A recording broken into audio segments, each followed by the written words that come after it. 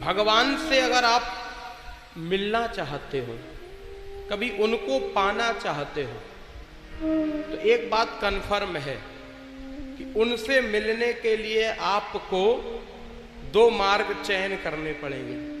कोई ना कोई एक मार्ग इनमें से चयन करना ही पड़ेगा। एक है भक्ति का मार्ग और एक है ज्ञान का मार्ग। दो मार्ग हैं परमात्मा तक पहुंचने के, ज्ञान का और भक्ति का। अच्छा, दोनों में कोई अंतर है? नहीं नहीं नहीं। ज्ञान के पंथ कृपाण के धारा, भक्ति स्वतंत्र सकल गुण खानी। अंतर विशेष कोई नहीं है, दोनों एक जैसे ही हैं। रिपीट कम करो, दोनों एक जैसे ही हैं।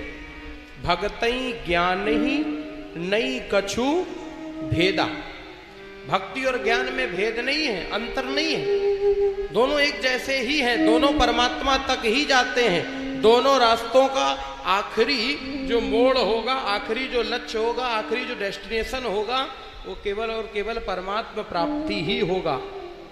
लेकिन भक्ति और ज्ञान दोनों में फर्क है।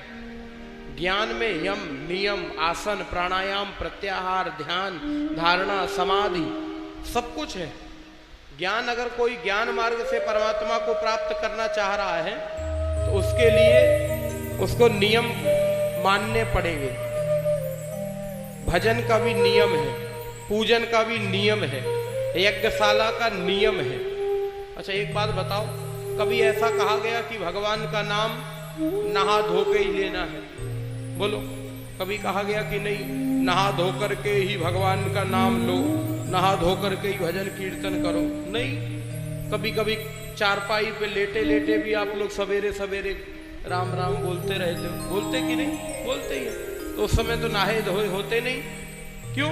बोले महाराज उसमें तो कभी भी भगवान का नाम बोल लो, हमेशा अच्छा है। वो तो भक्ति का मार्ग हो गया। अच्छा, ज्ञान के मार्ग में, ज्ञान के मार्ग में यज्ञशाला के भीतर भी पंडित जी तब वहीं जाने देंगे? बोले नहाए धोए हो?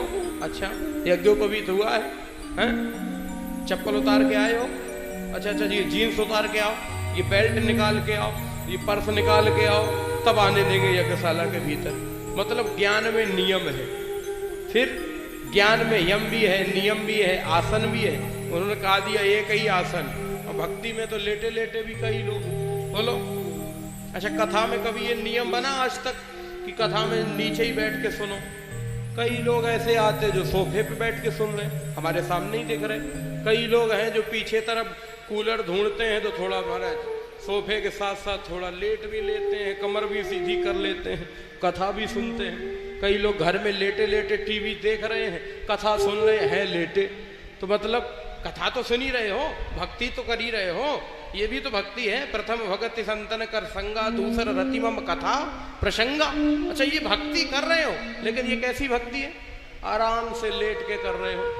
मतलब भक्ति में नियम का कोई ऐसा वजूद नहीं है, कैसे भी कर लो चल जाएगा, सब में काम चलता है। एक भक्ति का मार्ग है, एक ज्ञान का मार्ग है, और दोनों में परमात्मा ही प्राप्त होता है, दोनों में परमात्मा ही मिलता है।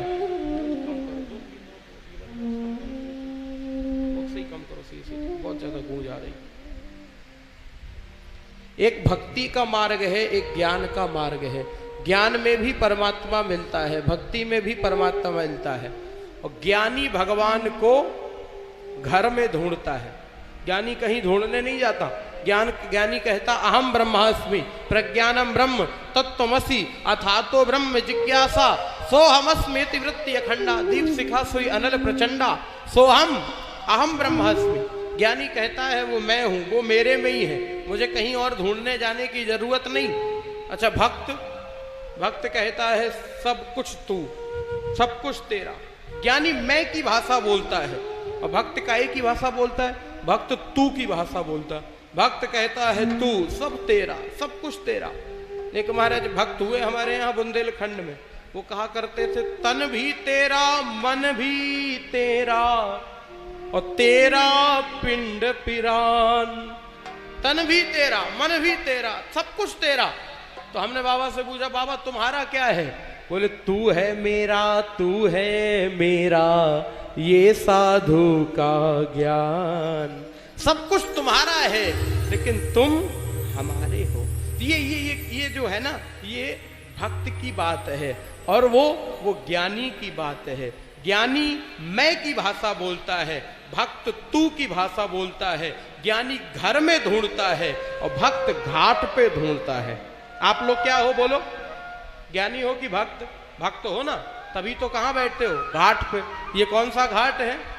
राम घाट जहाँ सुरसरी धारा, ओ घर ही ब्रह्म विचार प्रचार। राम घाट, ये राम घाट है।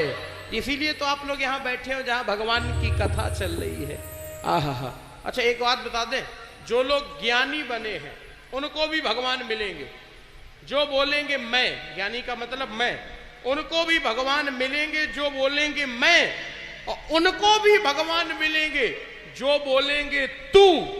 लेकिन एक बात हमारी बहुत कड़वी लगेगी अलीगंज वाले, लेकिन ध्यान से सुन लेना, उनको भी भगवान मिलेंगे जो बोलेंगे मैं, और उनको भी भगवान मिलेंगे जो बोलेंगे तू। या तो ज्ञानी या तो भक्त, लेकिन उनको नहीं मिलेंगे। किनको?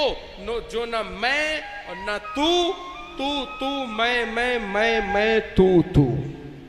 जिंदगी में उन्होंने यही डिसाइड ही नहीं कर पाया कि हम ज्ञानी हैं कि भक्त हैं। एक काम करना पड़ेगा, एक ही नौका की सवारी हो पाएगी भाई। दोनों में कैसे काम चलेगा? कभी तो ज्ञानी बन जाते, कभी भक्त बन जाते, ऐसा नहीं चलेगा।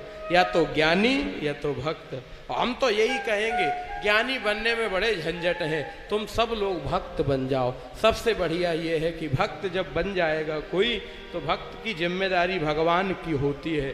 भगवान चल कर के उसके पास आते हैं। जिस समय रावण ने गीधराज जटायु के पर काट दिए, गीधराज जटायु के पर अलग हो गए, विच्छिन्न हो गए। गीधराज जटायु के शरीर से खून की फव्वारे निकल रहे हैं, खून की धारा निकल रही है। गीधराज जटायु के मित्रगण आ गए। गीधराज जटायु के मित्र कहने लगे, जटायु ये देखो तुम्हारे पर कट गए हैं, तुम्हें कैसा लग रहा है? जटायु कहने लगा, मैंने रावण को गुरु मान लिया। रावण को गुरु मान लिया? रावण ने तुम्हारे पैर काट दिए, पर काट दिए, तुमने रावण को गुरु बना लिया? बोले हाँ। बोले क्यों? रावण ने ऐसा तुम्हारे साथ में क्या कर दिया? बोले रावण ने हमारे साथ बहुत बड़ा उपकार कर दिया। क्यों? बोले जब तक ये पर लगे हुए थे, जब तक ये पैर लगे हुए थे, तब तक मेरी जिम्मेदारी थी कि हम भगवान के पास चल करके जाएंगे, और अब जब पैर ही नहीं रहे तो अब भगवान की जिम्मेदारी हो गई कि वो हमारे पास तक चलकर आएंगे। ये भाव है। ज्ञानी के पास भगवान चल करके नहीं जाएंगे, उसे जाना पड़ेगा, लेकिन भक्त के पास भगवान स्वयं चल करके जाते हैं। आगे पड़ा गीधपति देखा, सुमिरत राम चरण चेन ने। महाराज भक्त के पास स्वयं भगवान आते हैं।